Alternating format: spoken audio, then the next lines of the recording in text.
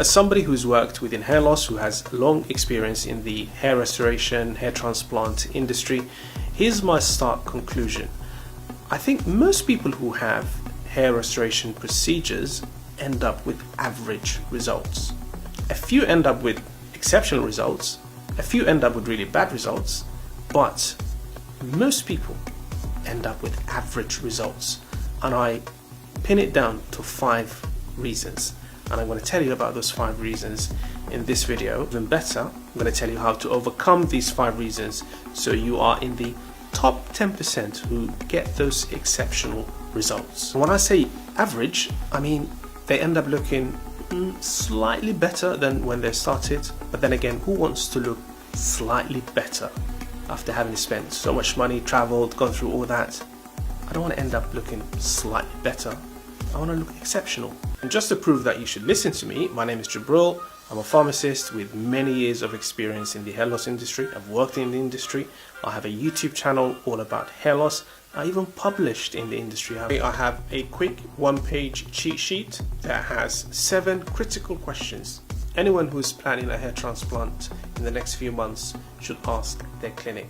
And all you have to do is comment the word sheet below this video and I'll send it to you personally. There's no opt-in, none of that stuff. I'll just send it to you straight. So now let's talk about why I think most hair restoration work ends up with average results. And when things go wrong, they usually go wrong right at the very beginning in the pre-assessment stage. So the pre-assessment is before even the customer has gone to the clinic. So the first question we need to ask is this person even suitable for a procedure? Is their scalp healthy? Because sometimes a simple scalp condition can cause hair loss or make hair loss worse. Has that been looked at? What about general fitness? Is this person fit and healthy to undergo a procedure with the best chance of success? Do they even have enough donor hair? It's another question that often gets overlooked. What about previous procedures? Because once the person has had a procedure, their scalp is never the same again. So that needs to be factored in. Most likely, most people don't even have these assessments. Now let's talk about poor planning, which is another reason why people end up with average results. And planning is basically once the person has been accepted for a procedure and the clinic is doing the planning before the actual procedure goes ahead. A question we need to ask is, how many grafts does this person need? And that usually some clinics get that wrong. What is the required density? Because when you have a procedure, you want to end up with the same or close to density that you naturally have, because every person's hair has a different density, and density is measured in hairs per square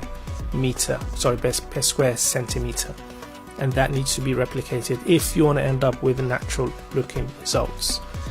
What about how we're going to prioritize?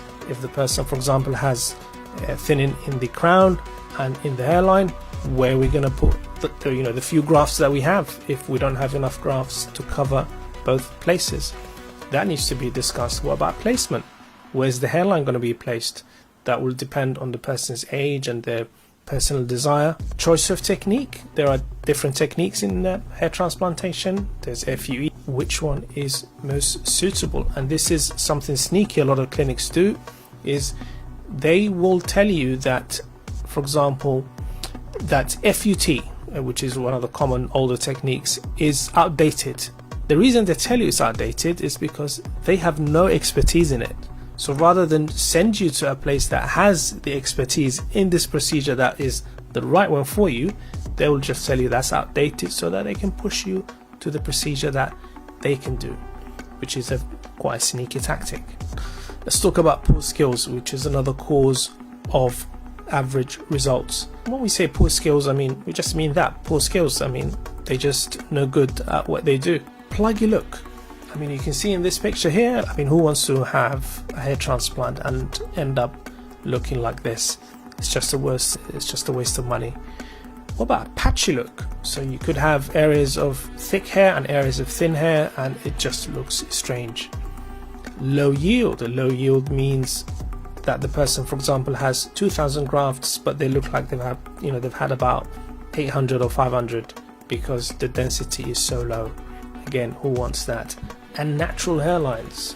This is probably the most common thing I see, and these are, you see like middle-aged people with hairlines of a 20-year-old. Again, it just looks weird, doesn't look natural, and this is the result of poor skills.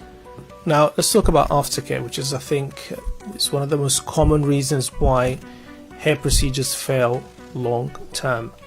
And when we say aftercare, I'm talking about taking the right meds to make sure that the hair loss does not progress. Not enough people do that.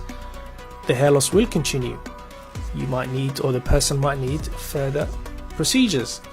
And at that stage, the question will be, do they even have enough donor hair left for further procedures? This is quite a famous case on the right here. You can see a UK celebrity here who's had 2 procedures costing over £30,000, and now they look like they need another procedure, which is quite interesting. Possibly they've not been taking the right meds after the first and second procedure, and the hair loss has continued. Here's another one that I don't think anybody is talking about. It's about future proofing.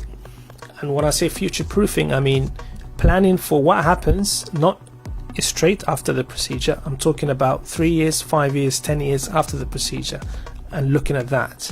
How is the hair loss likely to progress? Is anyone asking about that question? I don't think so. What are the chances of needing a second procedure or a third procedure? That needs to be considered. It's quite a tricky thing to predict, but it's not that tricky. If you look at the family history, the age, you can have a very good educated guess. Likely, some clinics don't even care about this. I mean, why should they? All they want is that cash coming in, and then they do the procedure and it's goodbye and Bob's your uncle. And here's another famous case of this UK celebrity here. Apparently he's on his 6th hair procedure, and now they're taking it out of his beard because the donor hair has run out. With a case like this, you wonder what happened to the future proofing. I mean, did he even have this discussion that you can see on the screen here? The first time, second time, third time, and so on. Makes you wonder.